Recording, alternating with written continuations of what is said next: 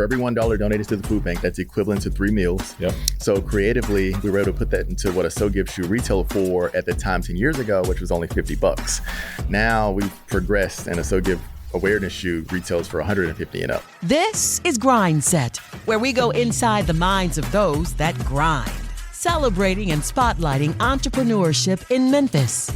With your host, Dana James Mwangi and Williams Brack.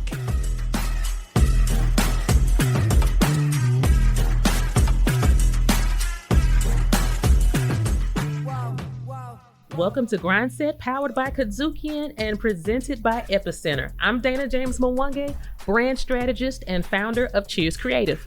And I'm Williams Brack, owner of Building Bankable Businesses. And today we're here with Edward Bogard, founder of SoGiv, and he makes athletic footwear for nonprofits. But let's be clear, the athletic footwear industry is over $133 billion in size as of 2023, growing at about 4.9% annually. In Memphis specifically, we have 12,389 nonprofit organizations employing 90,000 people, 15 billion in revenue, and 38 billion in assets. If you hear that, what that means is nonprofit does not mean no profit. It means profits are used for good. Profits are used for social causes. And today we'll hear from Edward Bogard about how he enables other nonprofits to use shoes as a pathway for philanthropy, for volunteerism, and for charitable causes. And it helps that the shoes look amazing. Absolutely. So Edward is a shoe designer and a humanitarian who was able to combine both passions into a trailblazing cause. Trailblazing truly, okay? He is founder of SoGiv, the first nonprofit shoe design company in the world. 100% of all profits go to charity. SoGiv has joined forces. Oh yes, I found the people. SoGiv has joined forces and designed custom shoes for organizations like Mid-South Food Bank, the Down Syndrome Association of Memphis. SoGiv has joined forces and designed custom shoes for organizations like the Mid-South Food Bank, the Down Syndrome Association of Memphis, and the Mid-South, Stax Museum of American Soul Music, MLK 50. He's even collabed with Aerosmith, okay? In all, through SoGiv, check out these numbers. More than 13,000 meals have been provided to families facing food insecurity. More than 1,500 shoes have been donated to children in need. So we're going to take a quick break, and then we'll be right back with more from Edward Bogard right here on Grindset.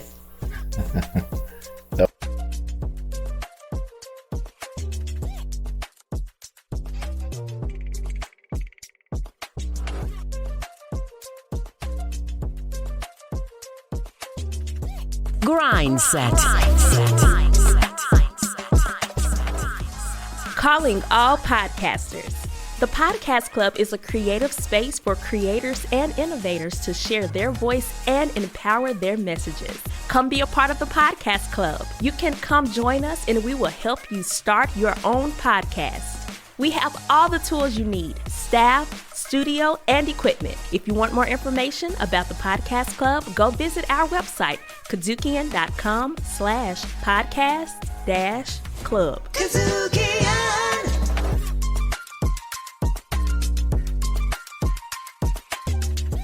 Welcome back to Grindset. We are back with our special guest, Edward Bogard, founder of SoGiv. I want to kind of go back into your history, Edward, because I love when people are doing amazing things and they come from what we used to know as Memphis City Schools, which is now Memphis Shelby County Schools. How were you experimenting with shoe design or art in high school? Did high school kind of foster that love? Absolutely. So Overton High School alum. So I was in the Kappa art program there. And I mean, even before then, it started as early as elementary school. And so I would be in grade school. I attended Memphis State campus school before they, became University of Memphis. It's now University of Memphis campus school. But I'd be in grade school, typically in math class, because that was my least favorite subject, redesigning the iconic Air Jordans that these kids now are wearing, and calling them retros, but they were OGs for us. So I'm in class, recreating them and converting them over into Air Bogards. And I'd have a classroom full of students hovering over me, and I'd be autographing them and, giving them away after each class. And that infatuation with footwear design just continued to grow. I began studying Tinker Hatfield, who's the designer of all of the iconic Air Jordans. And again, it just grew from there. And to, which case, I was in the Kappa Art program at Colonia Middle School and the Kappa Art program at Overton High School. I was also an athlete. So I was a 3-letterman. I was basketball, cross country, and golf. Captain my high school golf team. I had the opportunity to receive a full ride to play collegiately at a HBCU. I turned that down to receive a portfolio scholarship instead to attend SCAD, the Savannah College of Art and Design in Savannah, Georgia. And that's where I ultimately earned my degree, my BFA in product industrial design. You were in school getting people to signing your name on your... I was signing, at the end, and I'd be giving them away because they just felt like it's going to be worth something one day. Right. And a lot of kids, we didn't have that vision growing up. We wanted to be in. We wanted to wear what was in. And you were saying, this is going to be mine. So it seemed like the entrepreneurial mindset started right there. That's where it started, obviously, yeah. Awesome. Looking back at it. Good point. You meet designers and they aspire to work for a major footwear company. Right. But you decided to go into business for yourself. Yeah, I couldn't get a job at Nike. So that fueled the fire.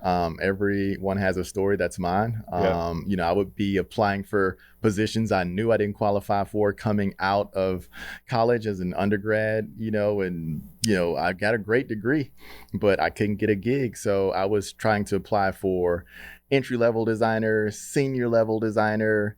I left a job on the table. It was a job offer in Huntington Beach, California to design golf clubs for Cleveland Golf. Left that on the table because, again, my passion was to play golf, but my other passion was to be a footwear designer. So, again, that fueled the fire to start my own thing. As a non-creative, I would think that either you can design or you can't. Right.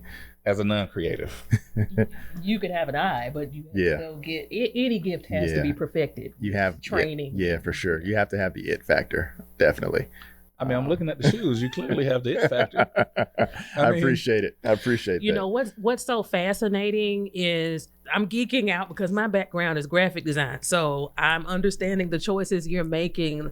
I wanted to know about the creative choices with the shoe. So you partner with organizations to help them meet a goal or cause, or even just boost company morale. That's right, exactly. Okay, and so the shoe kind of looks like or embodies what that organization's brand is like.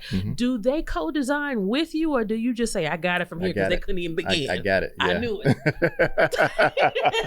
I got it. I just take it and run with it.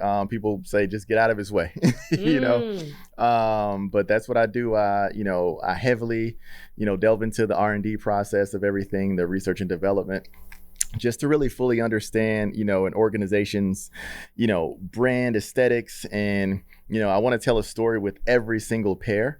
And that's what I fully try and capture with every single pair. They tell a different story.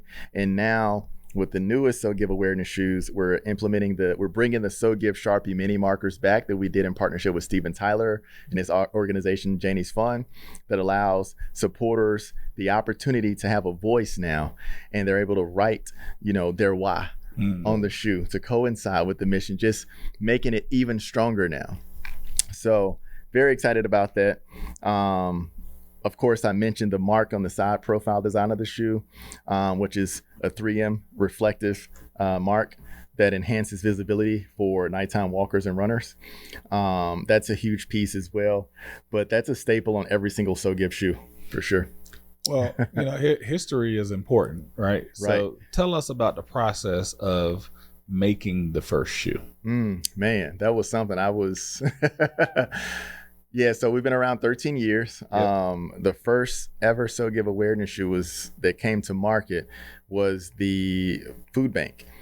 And it did numbers for sure. Over 13,000 meals to date in partnership with the food bank. For every $1 donated to the food bank, that's equivalent to 3 meals. Yep. So creatively, we were able to put that into what a SoGiv shoe retailed for at the time 10 years ago, which was only $50. Now we've progressed, and a SoGiv awareness shoe retails for $150 and up. Yep. But yeah, 13,000 plus meals provided to date through that amazing partnership. That was a blood, sweat, and tears partnership. Yeah. Because it was my first, and yeah. So we see what it produced, but what was the process from design, from sourcing, Sure. from even pitching to the Absolutely. food bank? So hey, this would be something good for you. Great story. So their marketing director at the time approached me. I was on a panel at the University of Memphis. I was a guest speaker, and she approached me because she was so moved by my story. And she was like, I feel like this would be a great partnership. And that's how that was ignited. The very first SoGiv awareness shoe partnership I was approached by the food bank. And then I created conceptually, I created this, concept design, and I presented it to them, their team, at the food bank.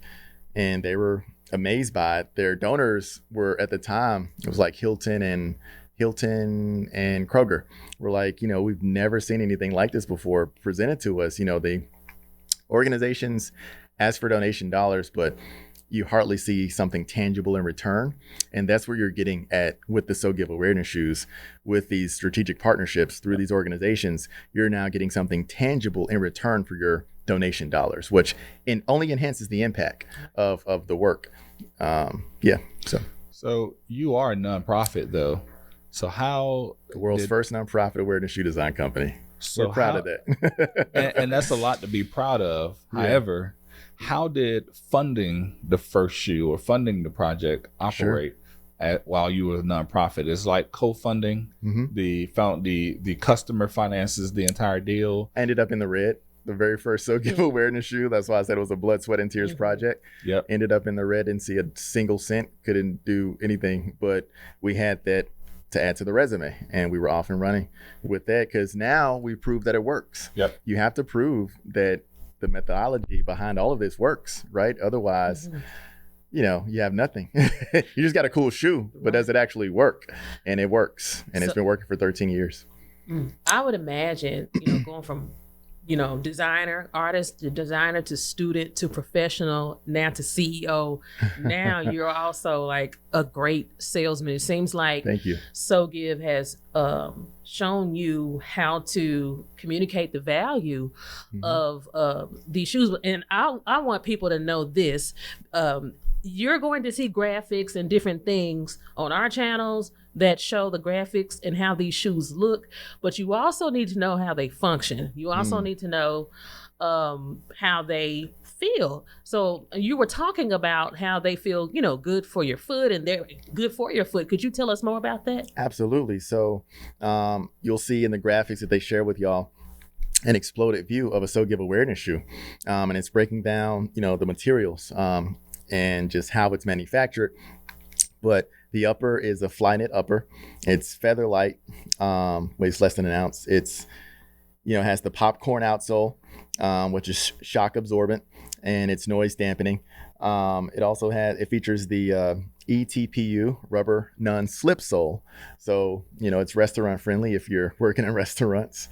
It also features the insole, which is a memory foam insole.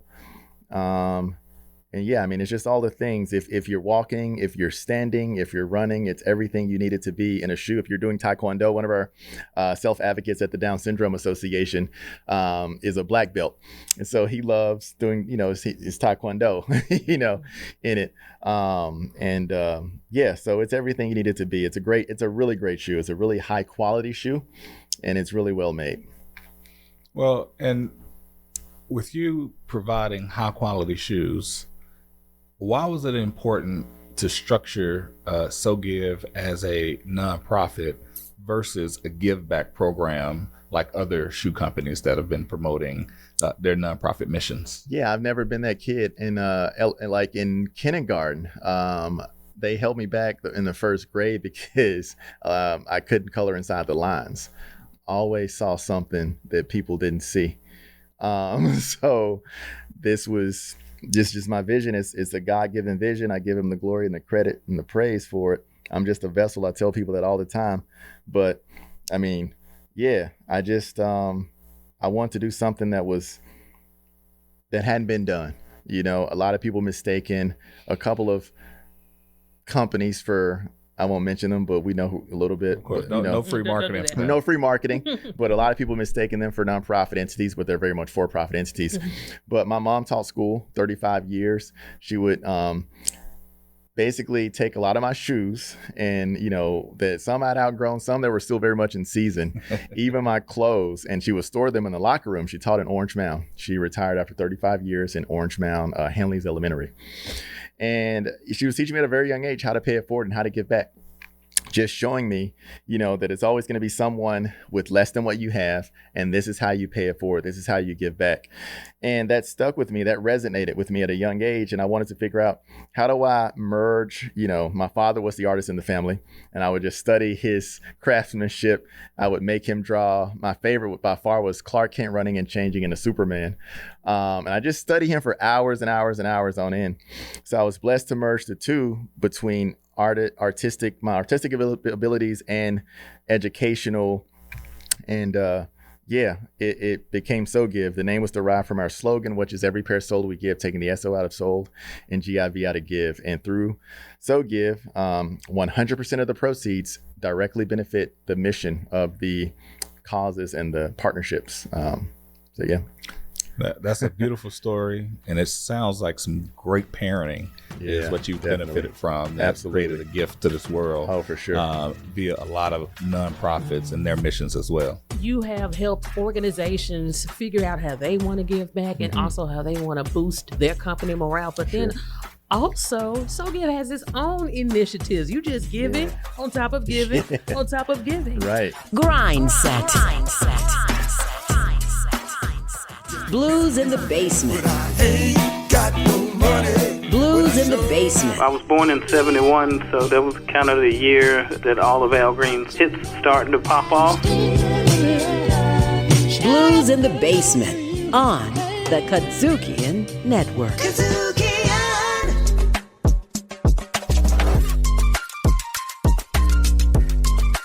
Welcome back to Grindset, empowered by Kadzukian and presented by Epicenter.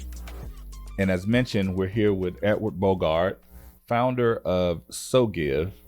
And we're going to talk about some of the initiatives that SoGiv has for itself. You empower a lot of different nonprofits, a lot of different initiatives, but you also have priorities of your own. But before we get into that, I want to talk about the business of running a nonprofit, because being a nonprofit doesn't mean you don't make profit. What that means is you use your profits for good. So you started, first you were in the red. You had to figure some things out. Yep. You figured it out. When did you know it was time to hire your next employee? I mean, you know, you feel the workload getting heavy, you know, and then at that point it's like, you know, you can delegate or you can hire someone. And that's what, you know, it came to that point. Yep. Yeah. And what did you hire for? Another designer, somebody to do logistics, right? Because for sure. It was definitely the social media, like our website, because that tells the story. That's the most important hire. That was your first hire? Yeah, you invested in marketing. That's right. Invested in marketing, for sure. You got to be able to tell the story effectively. And I was very hands-on as well, the entire process, you know, because I'm just a hands-on person. And I want to make sure it was captured correctly. But yeah, that was the first hire, and he did a pretty good job for sure. Yeah. So, and then obviously you're running a business. So where did the financial expertise come from of calculating the numbers for profit, knowing when to hire, making sure that you could build an organization that does even more good in a more profitable, in a more financially stable way? Right. I mean, you see a lot of people, I think, hire unnecessary positions. So just making sure everything was strategically done. Yep. And everyone was, you know, effective enough to get paid. You know, you were not just paying dead weight. Been through that process as well. Like, you're not doing anything, you know. So, so just figuring out people's strengths and making sure that it aligns with their resume that they give you. They can actually perform the task at hand, basically. So, yeah. Being an entrepreneur turns you into so many things. Right. It really does. You wear a lot of hats. You wear a ton of hats. And you'll see when you lose the money, you're paying the wrong people to be at the table. And you have to retract those people. Sounds like an entrepreneur rite of passage, honestly. Right. Yeah. For sure. Absolutely. And entrepreneurs make this mistake every single day. You know, like you have people just dead weight. How did you get to the point where you're bold enough, or to say, okay, this has to be done for the good of the company? Was it difficult to let go of people who were not right for the team at first, or how did that go? I got some people bitter now. So, I understand. You know what I mean? But it's business. It's not personal. Yeah. And you got to have thick skin, as an entrepreneur. It's not, and you try not to hire people that you're too close to. Yeah. Because that's where that comes from, the bitterness that lingers years after. So you just make sure you try to make the right decisions early, Do you consider yourself a brand strategist at all? The reason why I ask that is because you are literally taking a product and you are making it embody the spirit of an organization. You're helping them to express what it is they do or what it is they stand for. No pun intended. No pun intended, but maybe so.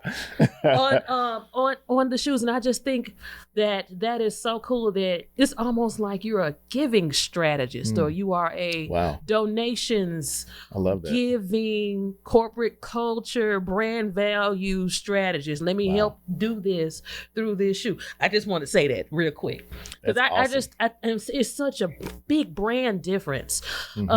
And then for you to be doing all of this, 100% of the proceeds goes to the organizations in need. And then on top of that, you, SoGiv, have your own initiatives. Tell us more about what giving does for you. How did you fall in love with giving? And what are some of the recent initiatives that SoGiv has? Sure. So I fell in love with giving, alluding to the story that I talked about earlier with my mom. She was just the philanthropist in the family. She gave, and I think I found out that was generational because the same with her mom. And so it just kind of trickled down as generational.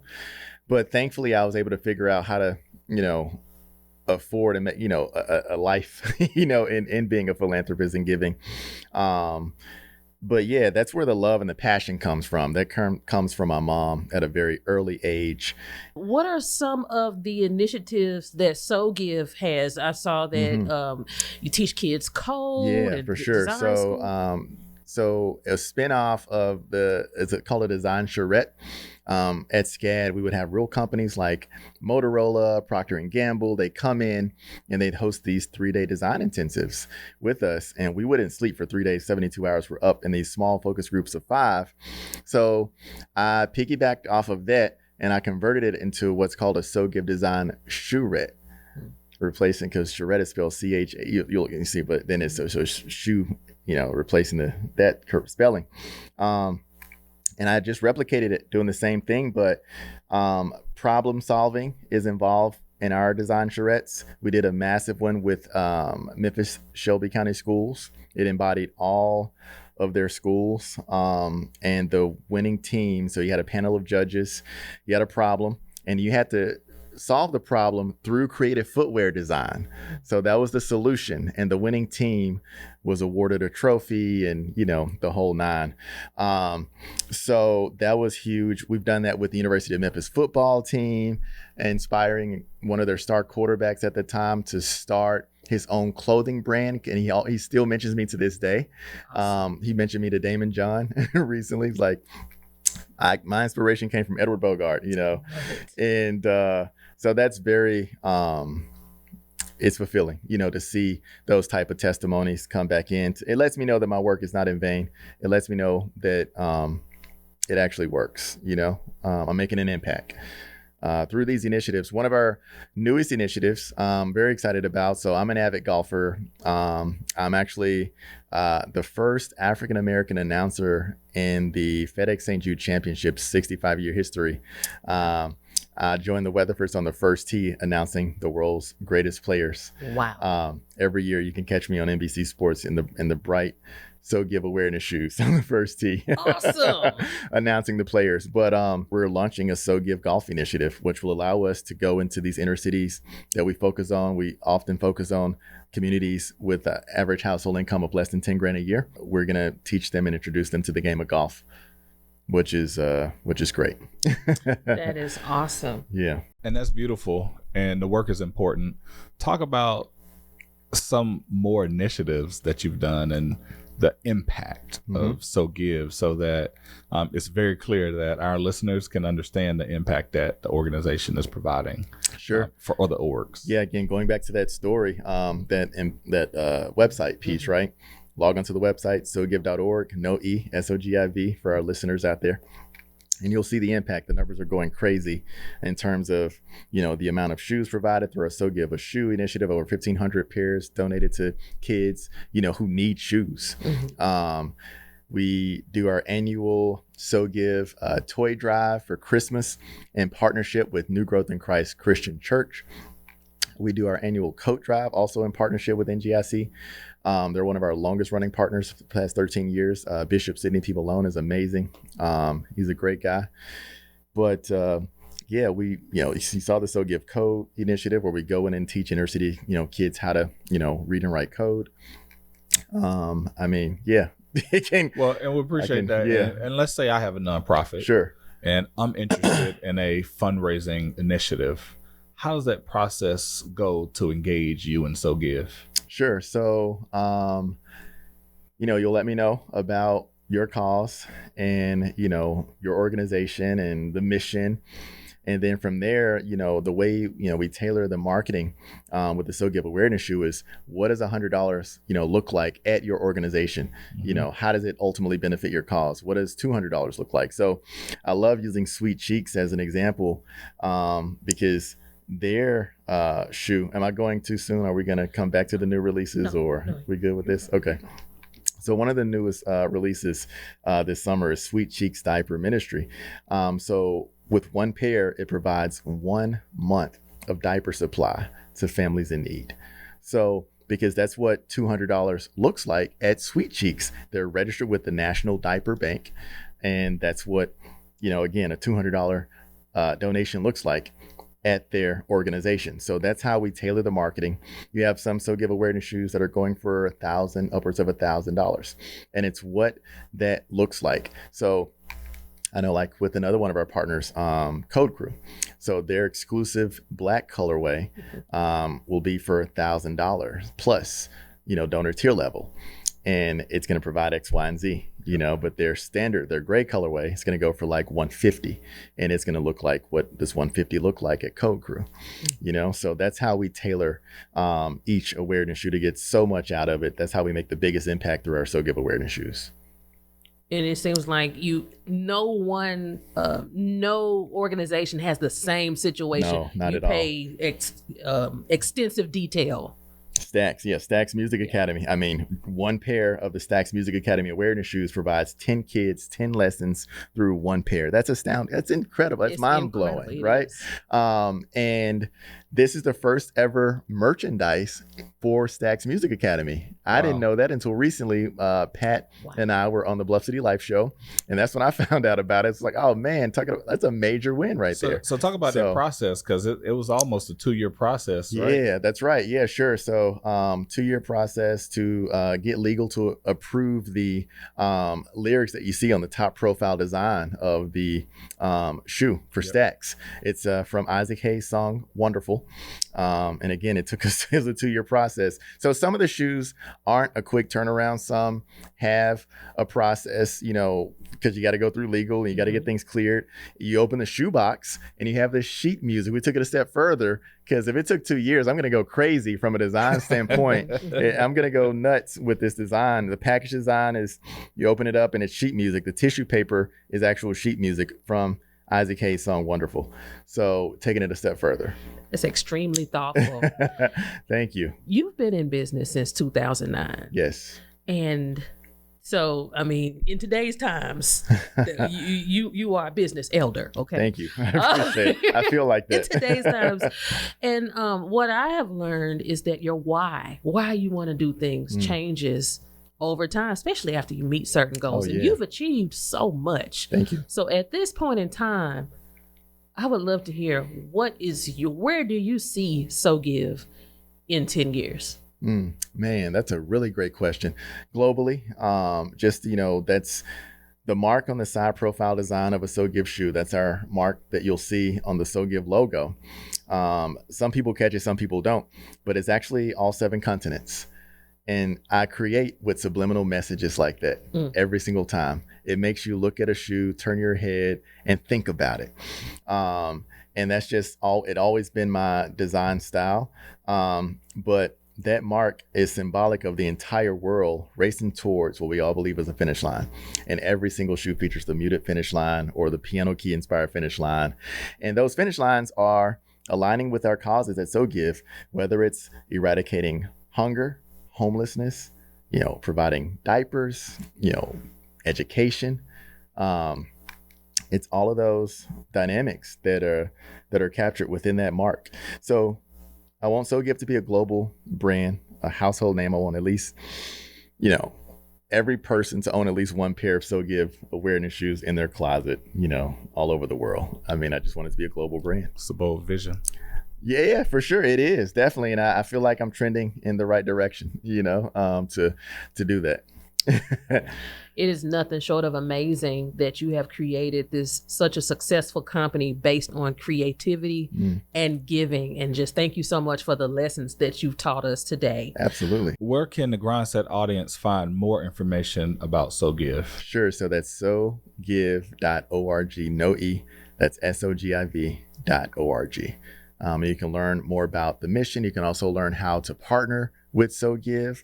At the very bottom of the website, it'll ask, what is your cause? And you submit the inquiry there. Yep. And we'll start the conversation. Cool.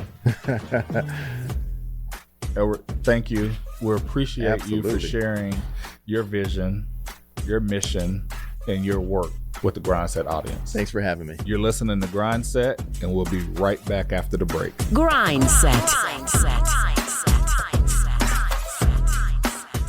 R&R on Sports. Brother Rashad McCants, welcome to R&R on Sports. Thanks for having me, brother. It's R&R on Sports.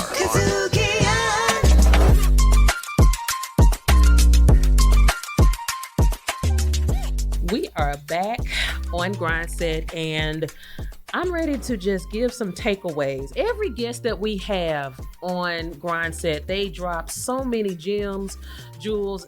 Honestly, Edward, you've dropped financial jewels, team building jewels, branding jewels, and just how to stay creative while being an entrepreneur. And so I just want to call out a few takeaways. There were things I was thinking about as you were talking about them. And so we love to read these in front of our guests. So one takeaway I have is, for the audience, you should understand that a small twist in what you offer can be a big brand difference for your company. So if you look at what Edward has done, his shoes, 100% of the profit goes to the organization's cause. And that's the small twist that has made such a big global impact. So sometimes, you do, you may not recreate the wheel, but you might put a new kind of material on there. and you have enough to stand out and be different and compete and soar. This next one is a branding lesson. I'm going to ask a question to anybody that's listening to this podcast that's like in the beginning stages of their branding. So when you listen to us talk about what Edward does through these shoes, he takes the essence of the company, the colors, the fonts, anything that means something special to the company, he puts them on the shoes. Is your company in a position to work with SoGiv? What am I saying? Is your logo, your brand colors, your fonts, or even just the things that your company stands for, the slogans, do you have those things? The things, it's interesting that the things that are required for you to have a good, consistent brand, these are the things that you would need to collaborate with a company like SoGiv. So this is the time now to really figure out what your company is, what it does, what it stands for, so that somebody can take it and put it on an amazing pair of shoes. Okay? Also, I peeped something else in Ed's story. When he was a guest speaker in college, keyword, guest speaker, he caught the eye of an executive they started a relationship which led to him fulfilling his first order for SoGiv. I will say it over and over, and I will say it time and time again, that storytelling is the magic carpet ride that will take you wherever you want to go. A good story will take you into a room where no one knows you, and you'll come out of there and everybody is wanting to talk to you, wanting to buy from you. That's what storytelling does. So don't try to leave it out of your marketing plan. Entrepreneurship requires you to be a little odd. It requires you to be a little peculiar. Little bit. And it requires you to stay true to yourself. And you think about Edward's story, he was put back a grade because he wouldn't color in the lines. But he was building a path to entrepreneurship by not coloring in the lines. So to be daring and to do things outside the box, it is daring, but it does set you up to live a life like no one else. Dana, that's a good segue into the close, which is create a vision and be bold enough to make it a reality. Create your vision, make money, do good, and keep grinding. Grindset. Executive producer, Epicenter. Grindset is directed, produced, and distributed by Kadzukian.